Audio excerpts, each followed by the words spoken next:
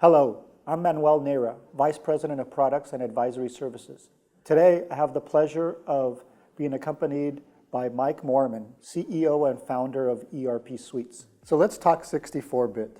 And as we know, 64-bit is on the minds of everyone that has a technology solution. What we've done for customers, we have a nice workshop that we do a lot of discovery with. And we've automated a lot, which is good, so it doesn't require a lot of the customer's time. But in that discovery, we can lay out all those pieces of the project that we have, from retrofitting to third parties and what you need to do with those. And it even tells you what enhancements are in 23 that really you might be able to take advantage of. So, those workshops we're helping with our current customers, we're offering it out there.